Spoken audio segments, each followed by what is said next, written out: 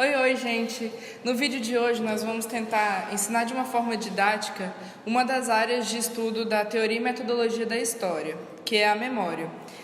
Nós usamos como base o texto História e Memória de Jacques Legoff e o artigo Memória, Esquecimento e Silêncio de Michael Pollack.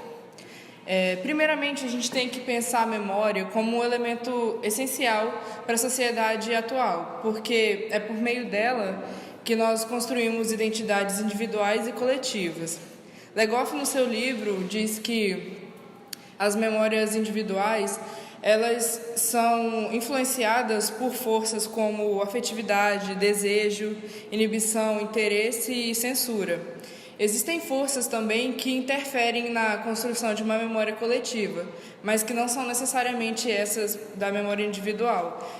Elas normalmente estão ligadas com as lutas sociais para alcançar poder. No artigo de Michael Pollack, ele diversas vezes vai referenciar o trabalho sobre memória coletiva de Morrissey Roberts. E Morrissey, ele fala uma tese que tem muito a ver com isso que Legoff explicita no livro dele, que é a questão de diferentes pontos de referências estruturarem as memórias individuais. E o indivíduo, mesmo com essas memórias individuais, ele exerce uma interferência para a construção da coletividade, porque ele está envolto daquilo, ele pertence a essa coletividade. Morrissey vê a memória coletiva como um tipo de coesão social. Ele até exemplifica a Europa no século XIX, que formou uma memória nacional, e esse seria tipo o ápice de uma memória coletiva completa. A gente tem que pensar a questão de que todos os tipos de memória, seja individual, coletiva, de pequenos grupos, nacional ou familiar, qualquer tipo mesmo de memória, tem muito a ver com a interação entre o que é vivido, aprendido e o que é transmitido também. Numa perspectiva mais construtivista, Michael Pollack ele faz uma abordagem nova da história. Ele começa a analisar o processo de construção dessa memória coletiva, onde como essa memória é dotada de duração e estabilidade e por quem ela é solidificada. Nessa perspectiva construtivista, ele privilegia a análise dos excluídos, dos marginalizados e das minorias. Dando mais ênfase na história oral, onde seria a origem das memórias subterrâneas. Essas memórias subterrâneas, elas seriam as lembranças confinadas ao silêncio, mas que são passadas de geração em geração pela transmissão oral. Essa transmissão oral seria uma forma de resistência ou oposição à memória oficial ou nacional. Em tempos de crise, essa memória subterrânea ela viria à tona e disputaria lugar com a memória oficial ou nacional.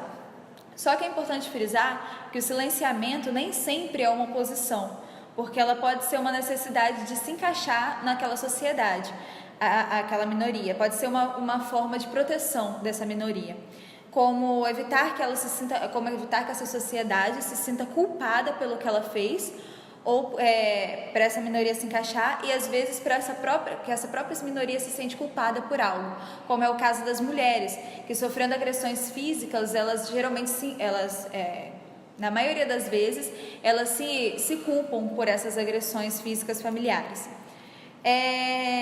Também tem o caso da questão deles quererem poupar os filhos de crescerem sobre as feridas dos pais, e aí vem a preferência pelo silenciamento. Michael também vai falar do esquecimento ou mal do passado.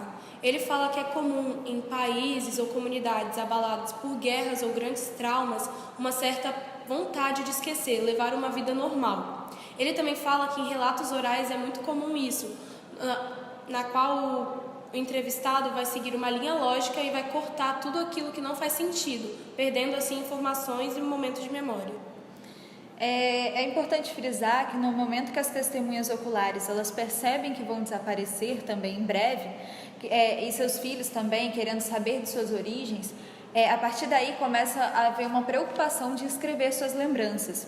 É importante lembrar que as memórias subterrâneas, então, são guardadas por meios informais de comunicação, passando despercebidas pela sociedade englobante e pelo próprio Estado. O grande problema é que, geralmente, quando elas vêm à tona, as memórias oficiais já são... Meu Deus! O grande problema é que, geralmente, quando elas vêm à tona, as memórias oficiais já estão tão fortalecidas que há uma dificuldade de romper com essa estabilidade. Ele também vai trazer o conceito de enquadramento de memória. Mas antes de falar do enquadramento da memória, a gente tem que lembrar o que é a memória e qual é a função da memória. A memória é a interpretação do passado, ressignifica e reforça alguns sentimentos. Ela tem a função de manter uma coesão interna em grupos sociais, instituições e grupos religiosos e defender as fronteiras deste. É necessário diferenciar a memória coletiva da memória enquadrada. A memória enquadrada é necessário um trabalho de enquadramento, impondo limites a essa memória. Esses limites vêm do material fornecido pela história. Essa memória enquadrada é utilizada para ressignificação e para manter vivas essas fronteiras sociais.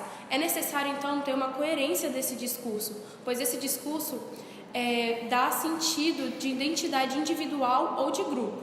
Ele também vai falar de objetos materiais que podem conter esse enquadramento de memória.